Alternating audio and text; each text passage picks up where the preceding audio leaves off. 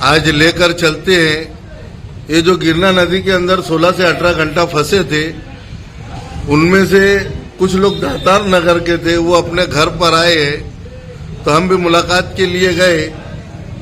चलिए देखते हैं उनसे कि क्या कहते हैं वो। आप नदी में थे वहां पर, तो आप किस लिए नदी में गए थे? ये मच्छी मारने के लिए गए थे, तो अंदर फंस कैसे गए थे? हम लोग है ना पानी के बहाव की वजह से फंस गए।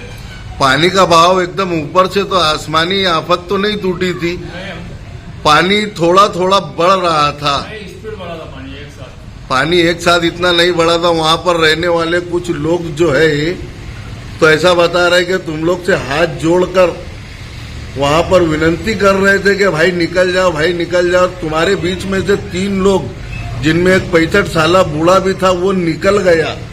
तो तुम्हारे लिए पानी एकदम अचानक इतना कैसा बढ़ गया? हम लोग वहीं खड़े थे, उधर से वो साइड से खड़े थे हम लोग, और वो जो बड़े मियाँ थे वो साइड से खड़े थे, किनारे खड़े थे। और वो लोग किनारे से किनारे निकल गए। हम लोग वहां तक जा पहुंचे तो पानी बढ़ चुका था। हम लोग वापिस रिटर्न आ गए वहां से। तो तुम लोग तैरना नहीं जानते? नहीं तैरना जानते हम लोग, लेकिन पानी भाई वो बहाव इतना ज्यादा था कि हम लोग वहां से आगे बढ़ नहीं पाए। वो घास और काटी उठी आ चुकी थी वहां से, तो वहां से आगे बढ़ नहीं पाए, नीचे रिटर्न आ गए। तो जब वहां पर तुम लोग फंस गए और मदद के लिए दूसरे लोगों ने जब तुम्हारे लिए आवाज लगाई, उसके बाद से निकलने तक तुमको कैसा लगा? रात में हम लोग वहाँ पे ठंडे में बैठे थे, बारिश चालू थी ऊपर से, और घबराहट ज़्यादा हो रही थी। सामने हमारे बहुत लोग बैठे थे, और हमें उनको देख के और ये सामने जो पानी को देखकर हमको बहुत तकलीफ हो रही थी। और हमारे साथ में जो 14 लोग थे वो भी रो रहे थे। बहुत तकलीफ रात भर गुजारे हम लोग ने, और बाहर सुबह में हमको निकाला गया। हम लोग को वहाँ से फौजी लोग ने निकाला है, और फौजी लोग के निकालने के बाद हम लोग को सही सलामत घर पे लाके पहुंचा दिया गया।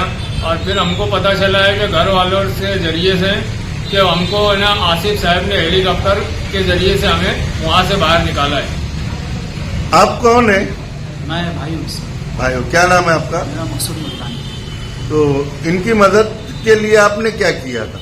हम भी वहाँ पर थे, रात में 5 बजे, सुबह 5 बजे तक वहाँ पर थे। जब पूरी यंत्रणा नाकाम हो गई थी, अब कुछ नहीं है, पुलिस लोग सबको निकाल रहे थे वहाँ से।